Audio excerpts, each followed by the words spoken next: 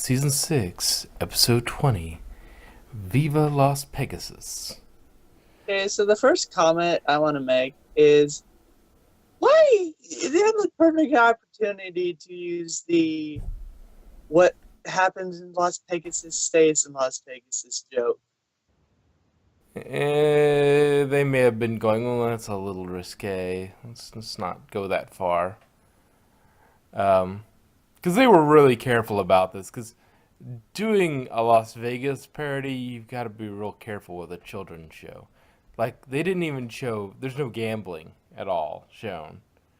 The adults know it's essentially a casino, but they can't show that it's a casino.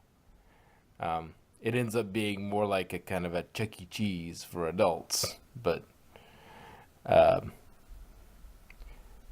basically a kid's kind of arcade sort of thing, but for adults.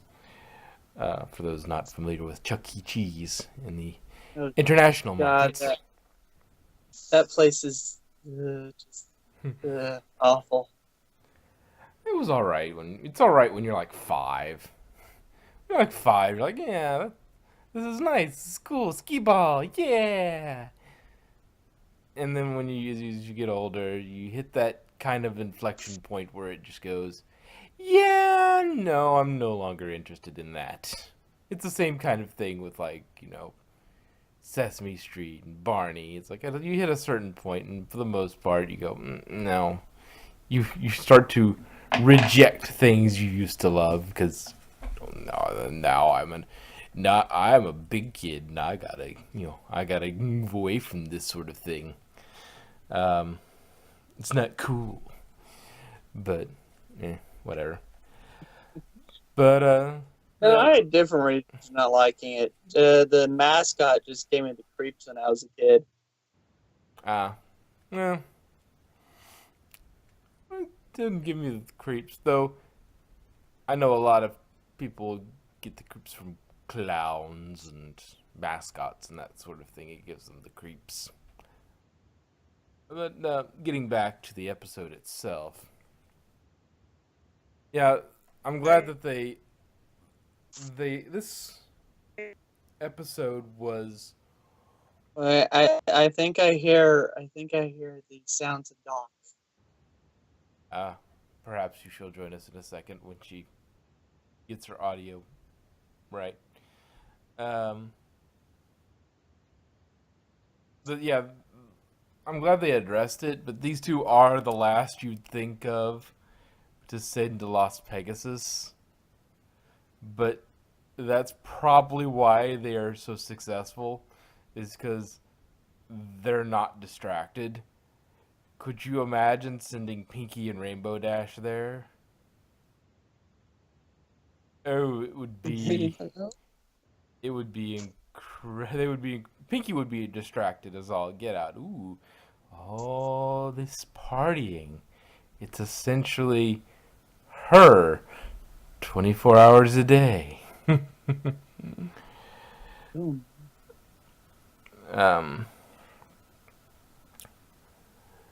but I'm glad that they addressed that. It's kind of a fun little aside, which leads right into one of my favorite little. They did some nice little visual gags this episode. One of my favorite transitions is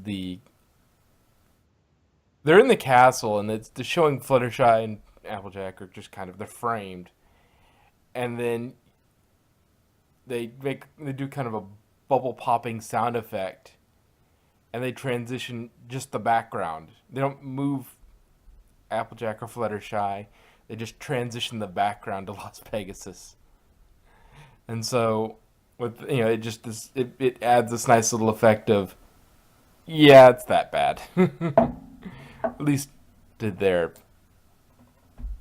uh, thing. Doc's saying something in chat. What is she doing? Yeah, she says don't start the show reader without her. She's restarting her phone. Okay. Yeah, that's not a problem. We're not going to do the show review maybe, but not the show reading without her. Okay, then we get the theme. We get a little Penn and Teller cameo that walked by towards the beginning of this episode. Um, a curious thing that Applejack says: if Twilight trusts the map, so do I. She's putting a lot of faith in Twilight, knowing what the maps that the map's in good order. But she is the Princess of Friendship and quite the Archmage, so she probably does. Then we get to later in the episode, and we get a little, they introduce Gladmane, and he's the chair pony of kindness, Gladmane. If you are introduced, with that in your name, and you're not a main character, you are probably going to be the opposite of what that is. You're going to be a villain. It's like, oh, I'm the chair pony of kindness. Oh my god. No, you're not. You're simply not. I don't know why I've gone British. I apologize to all British viewers, for this accent isn't perfect at any rate. And it probably moves around the British Isles a bit. So we get a Cirque du Soleil and Siegfried and Roy kind of cameo. There were also several posters that were scattered about in the background, and there's been several collections of those and what they actually look like. There's like a one for basically taking Britney Spears' poster and doing a takeoff of that and all that, but I won't go too far into that. Gladmane goes for an Elvis bit with his voice. Oh, it's a yeah. I guess it's more of a. Where was Elvis from? Was it Georgia or was it? I know he went to Nashville. I think he went to Nashville at some point. I don't know my Elvis history very well. But yeah, he's kind of going for that kind of southern kind of way of doing it, but it's a different kind of southern. Kind of an Elvis southern with a. Doc will appreciate this, but appreciate this more. But Gladmane is he's definitely, I think he's read the rules of acquisition, the Ferengi rules of acquisition. Number 194. It's always good business to know about new customers before they walk in your door, because he actually does something that I've been kind of waiting on for a long time to happen. Given how many times they've saved the world, somebody actually knows the main six. It's not even Twilight, which Twilight would be a dead giveaway because she's an alicorn, and there's 5 alicorns right now. One of them's a child, and you'd know an alicorn. You should know all the alicorns. That's they're basically the leaders of the war of Equestria. You should probably know who they are. That seems like a fairly reasonable thing to do. But the fact that he knows even AJ and Fluttershy, that was cool. This is true. Yeah, This is very true.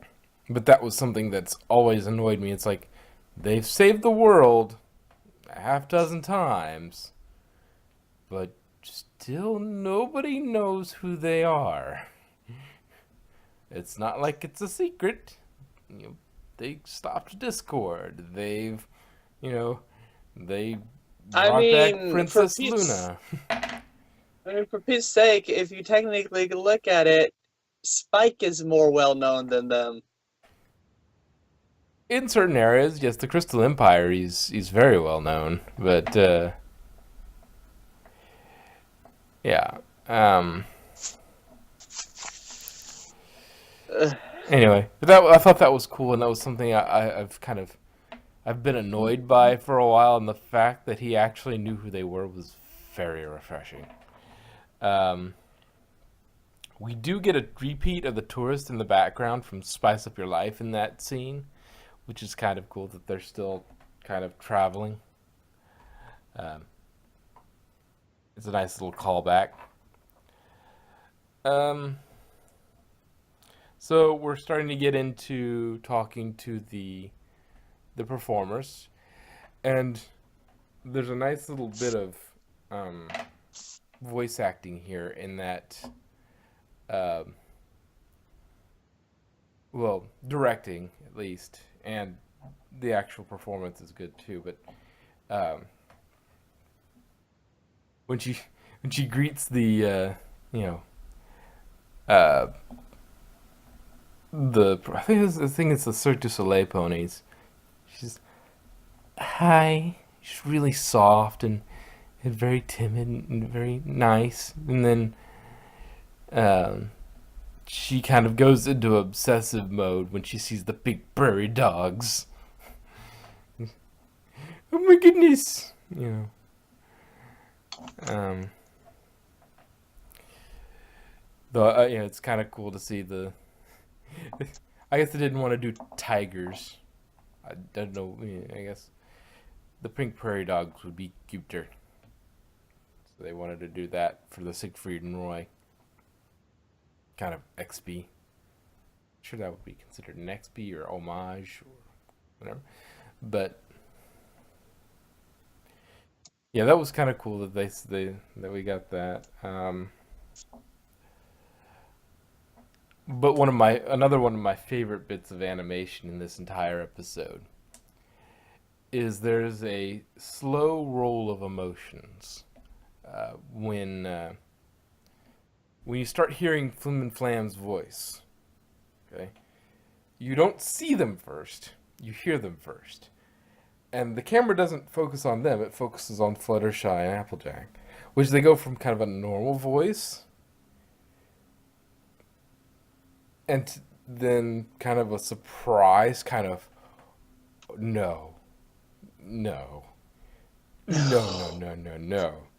Applejack even more extreme, but it's it's a really it's a nice thing because it kind of mirrors what the audience is also doing. It's like no, Flim and Flam, no. If you didn't read spoilers about Flim and Flam being in it, like no, no. No, no.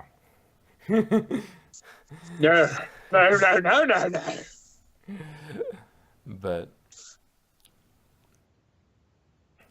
I love that little slow roll of emotions, and you can just kind of watch the gears turn in their heads. Of that's not them.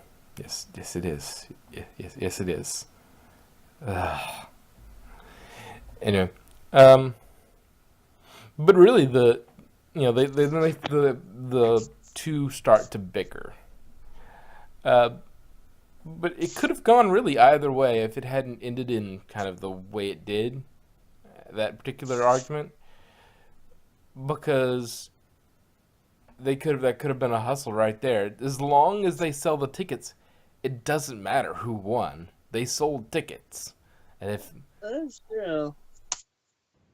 so as long as they sold the tickets, it doesn't matter how much they argue about how good things are or how or who you should buy the tickets from. So long as one of them wins, they've sold the tickets. So that's cool. But that's that. But I'm on a that's cool sort of trip this morning. But yeah,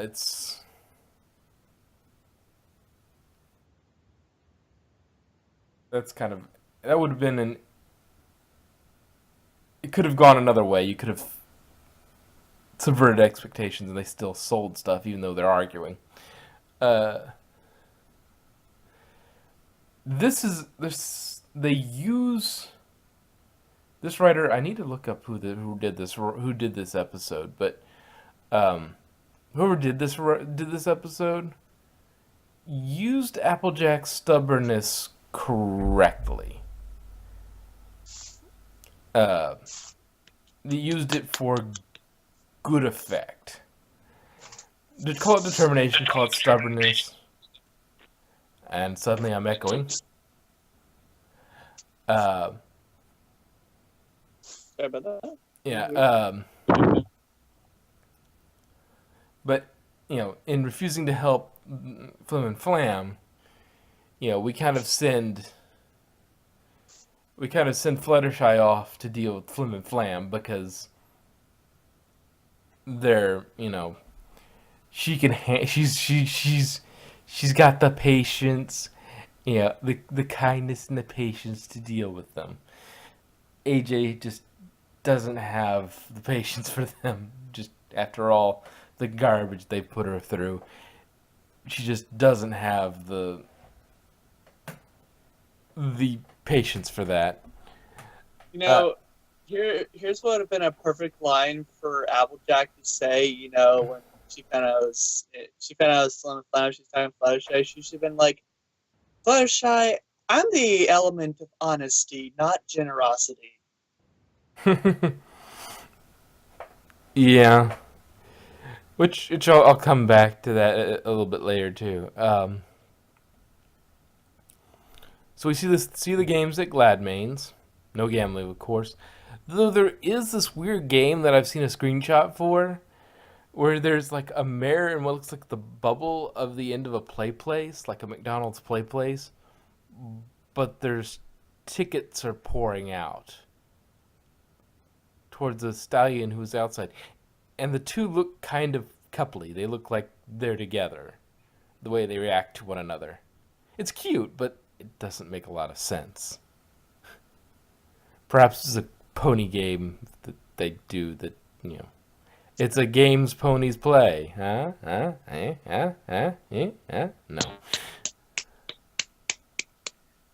One of the games I really liked watching was the Pony DDR game. It's like, with 4 hooves, is that even fair? Does it even work? Because at that point you could go, oh, I need to tap that one. Tap. You just lift it and tap it. Lift it, tap. Lift, tap. Although I'm not sure exactly how DDR machines work because I don't really do DDR. Yeah.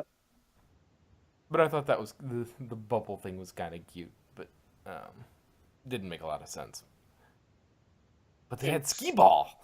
That was cool. I love skee ball. Skee ball's fun. But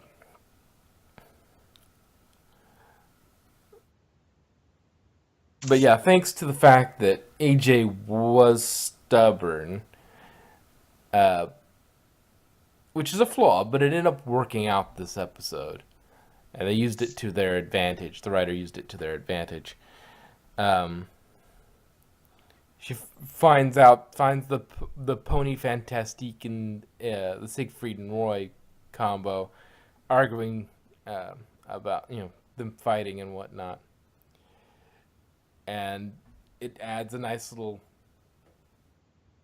foreshadowing about what the underlying problem is. So this episode really takes advantage of the 2 stars and their respective strengths, what they're good at.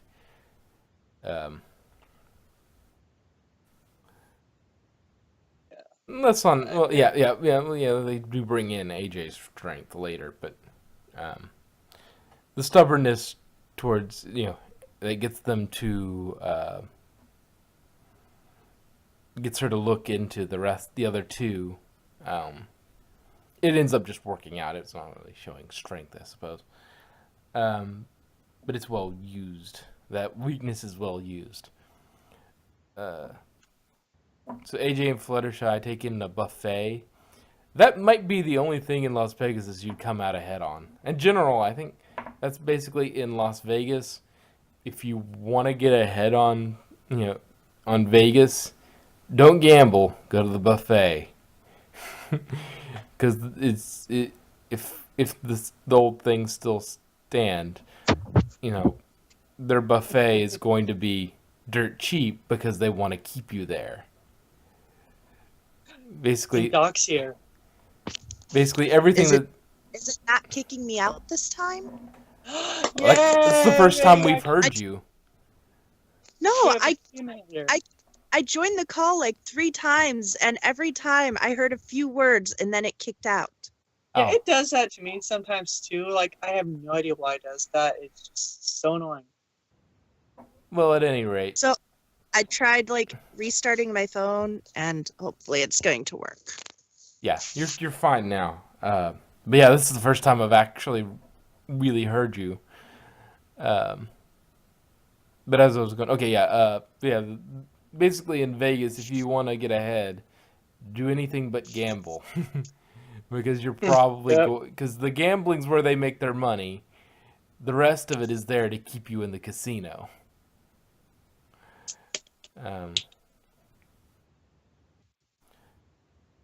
They talk it through over the buffet, and they somewhat already solved the problem talking over the buffet. AJ, I believe, has some tomato soup, and Fluttershy has a carrot and some grapes and such. I could go for some tomato soup right now. It's too freaking hot for soup right now. Not here. Oh, it is here. It's gonna be like mid-90s today. Yeesh. Lucky. Really, yeah. Lucky. But then again, you do get mild winters, so you pay for it during the summer, but you get nice warm winters. That's true. One thing that was interesting that I noticed was that the acrobat mare, while they're talking to her, while AJ's talking to her, uses a lipstick holder for her hoof. She has it kind of goes around her hoof and holds the lipstick straight out where she can use it. I'm wondering, is that is that how Earth ponies and Pegasi do makeup? If they're gonna do makeup, is they have this little ring, and then that ring kind of sticks up their makeup appliance out kind of perpendicular to it, and they can just then do that. But it would be kind of odd, I would imagine, trying to do that sort of thing. It's a bit like, strapping a stick to, strapping a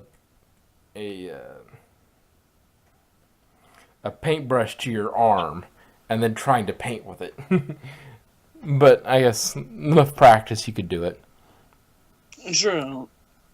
Ponies are very incredible. You trailed off there, Drock. Yes, that was on purpose. Okay. Yeah, those animal ponies, I don't know, they just look too creepy. At any rate, the writers they set this up and they took advantage of it later on in the episode in that, not the makeup, but the fact that they added the pull a bunny out of the hat sort of thing early in the episode for Fluttershy later in the episode to have someone to talk to get the inside scoop. But the top hat thing is a relatively new invention to the thing. So how much has the bunny heard about this? Maybe it's enough to know what's going on. And there's one thing I want to say about the bunny. Something I did not know about bunnies in MLP. That bunny talked. No. Well, I mean, Fluttershy can talk to animals. That's No. I mean, that bunny said, ta-da. Oh. I guess I didn't notice that. But anyway, I just want to point that out. Yeah. The prairie dogs have been there longer, so they would know if something was true. Up. Did we lose Doc again? It says she's still here. Can't hear her. Yeah, I okay. didn't. Are you done with the show thing? No, I was just making sure. Yeah. I was making sure we hadn't lost you. Hey Doc, you on your computer? Huh? You on the computer? No. Uh, I was gonna give you a link to the stream so you can chat with our one viewer. No, it's just I haven't seen the episode yet, so I was just kind of muting you until and watching something else until you finished your discussion. Okay, okay. we'll throw something in the Skype chat when we're done. Okay, so we get an episode. It's basically an episode about honesty and kindness, which is right up the stars alley. It's kind of and so they come up with a fight fire with fire sort of strategy, or Jackie Chan adventures. It's like magic must defeat magic. Getting the Flim Flam brothers back together in order to fight the flim flamminess of Gladmane. And then we get to an interesting part. And Applejack is telling them about the way Gladmane is manipulating them. And it's like, yeah, but I'm telling you the truth because I'm me. And you never lie. Well, she mostly never lies, but she wouldn't lie about something like this. And Flim Flam just said, "Honey, we got you to lie about our elixir." Yeah, but then she did come clean afterwards, so about it. So she eventually did tell the truth on that. So, they're more likely to believe her, given that she has such a problem with not wanting to lie. True. I'm not sure what this gag is called, what this trope is called, but I love the trope where they go, we can't do that. We don't have the insert random item here. We can't do that one. We don't have the chickens. I have seen that. It is funny. It's like, no. No, we Remember can't. what happened last time? All our babies got taken away. But it just gives a deeper sense of the repertoire without having to fully explain it. You come up with a funny name and some random item they need for that weird strategy, and you go, "Oh, I can't do that because blank. We don't have X." It's like, okay.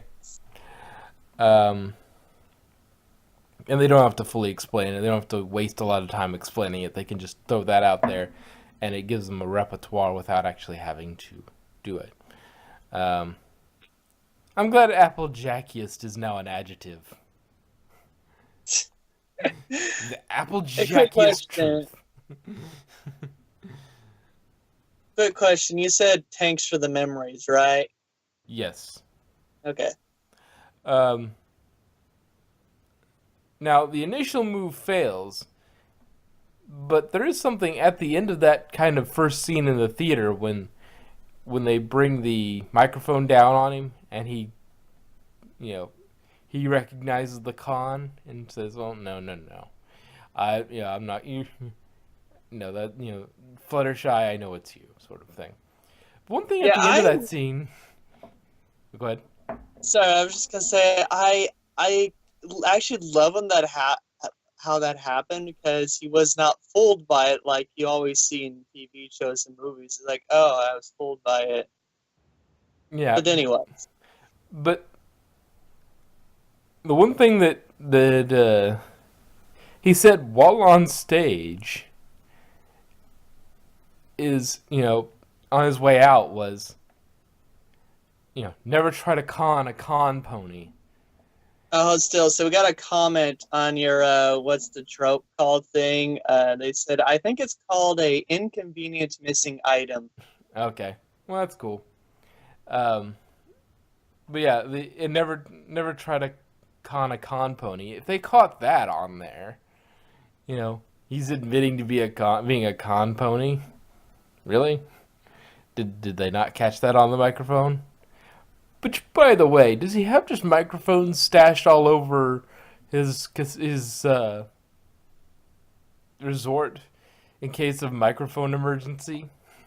Because there's like I guess the stage makes sense, okay, and each of the places they appear makes sense, but it seems to always be exactly where he needs it to be. But then again, he could just be where the microphones are. Yes. It makes sense to have one on the stage. It makes sense to have one on the floor where he can call it down and say, I want this microphone here so I can just make announcements on the floor. And then I can just signal somebody to roll it back up when I don't need it. But they do, however, catch him monologuing, which was glorious. And it's such a sweet image, though, of Fluttershy's just sticking her hoof over there and pressing the button. It's like, oh, I'm sorry. Were you trying not to make that a loud broadcast? It's like, it was just so cute. Oh my god. And so the tyrant and his statue are toppled by his own hubris. I know Applejack gets annoyed with them at the end, but the empty theater at half price wasn't actually any lies or deception, just a lot of talk. They came right out and said what was involved. It's like, you're without performers, use the power of your imagination, for no additional cost. And it's like, only Flim and Flam can charge you for imagination. Well, they weren't going to charge you for imagination. It was just half price to get in the door, so you could then use your imagination for free. And they still managed to sell it. It's like, technically they did not lie to them. They said exactly, it's exactly what it says on the tin. They didn't have actual performers. They were just trying to sell people that weren't ponies that weren't paying attention. Or weren't listening closely enough to each of the things and realizing what exactly they're getting out of their half-price ticket, which is absolutely nothing but sitting in a hall with no performers. I suppose they could play the music, background music. They have that already, but and apparently Gladman was happy to cut a deal with the brothers to sell the place after his image was ruined. I'm guessing it's like, okay, your image is ruined. Nobody will ever trust you. Why don't you sell it to us for a discount, or cut us in on shares and make us the managers, and you could just take a cut as an owner. We'll actually run the thing, and we don't have as bad a name as you do right now. You'll still be involved, but and that's it'll saying be us. Something. What? That they have a better name than him.